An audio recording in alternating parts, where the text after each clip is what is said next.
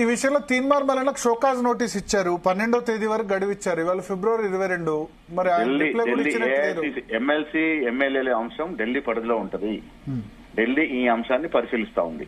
Okay, అంటే but మరి మీరు మీ ఇక్కడ నోటీస్ ఇచ్చారు కదా క్రమశిక్షణ కమిటీ చైర్మన్. నోటీస్ ఇక్కడే ఇస్తాం, అంతిమ నిర్ణయం ఢిల్లీలో జరుగుతుంది. ఓకే, ఆ నోటీస్ లో మెన్షన్ చేసాం, ఇది ఢిల్లీకి తెలియజేశామని. ఢిల్లీ తదుపరి చర్యలు తీసుకుంటదని. Okay okay okay, thank you. So ఒకటి ఇంకొక ఇంపార్టెంట్ క్వశ్చన్. ఇప్పుడు ముఖ్యమంత్రి మీ నేతృత్వంలోని డెలిగేషన్ అంతా కూడా ఢిల్లీ వెళ్తారా అసెంబ్లీ తర్వాత? 100% మాకు చిత్తశుద్ధి ఉంది. ప్రతి గడప తట్టుతాము, ప్రతి రాజకీయ పార్టీ నాయకులతో కలుస్తాము, ప్రధానమంత్రి మోడీ గారిని కలుస్తాము. మాతో బీజేపీ నాయకులు కలిసి వస్తే చాలా సంతోషము. వారు కలిసి వస్తే తీసుకెళ్తాము, వారు మమ్మల్ని తీసుకెళ్ళినా సంతోషమే.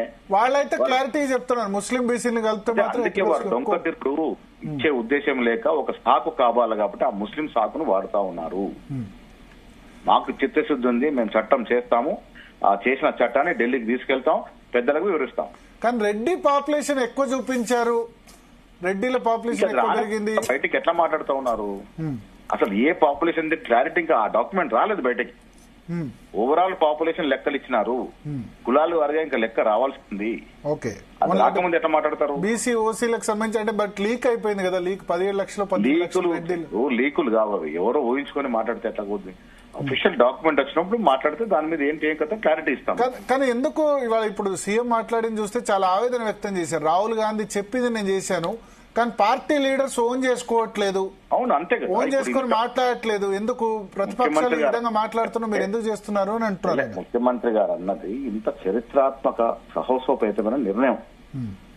స్వాతంత్ర భారతదేశంలో మొట్టమొదటిసారి ఇక్కడ కాంగ్రెస్ ప్రభుత్వం ఆయన నేతృత్వం చేపట్టింది. 1931 తర్వాత ఏ రాష్ట్రం, బీహార్ కర్ణాటక రాష్ట్రం చేసినప్పుడు కూడా అఫీషియల్ గా టేబుల్ చేయలేకపోయినాయి. ఇవాళ సర్వే చేయడమే కాకుండా రిపోర్ట్ మేము టేబుల్ చేయగలిగినాం. ఇంత గొప్ప నిర్ణయం తీసుకున్నప్పుడు ఈ నిర్ణయం యొక్క గొప్పతనాన్ని బయటకెళ్ళి చెప్పాలి కదా బీసీ నాయకులు. మీకోసం కదా తీసుకుంది, మరి మీరే ఇంట్లో పడుకుంటే ఎవరు చెప్తారు దీని గురించి అని దాని ఆవేదన వ్యక్తం చేశారు.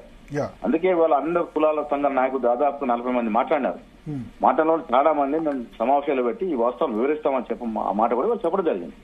ఆ దశగా కుల సంఘాల వారి కార్యక్రమాలు మీటింగ్లు పెట్టి ఈ వాస్తవాల్ని, ఈ చరిత్రక నిర్ణయాన్ని వారికి తెలియజేస్తాం. కుల సంఘాలు ఎందుకు అసంతృప్తి ఉన్నాయి సార్? మరి వాళ్ళు కుల సంఘాలు ఒకటో ఇద్దరో తెలిసి తెలియక, లెక్కలు తెలియక మాట్లాడే వ్యక్తుల వల్ల మిగతా వాళ్ళు కన్ఫ్యూజ్ అవుతా ఉన్నారు.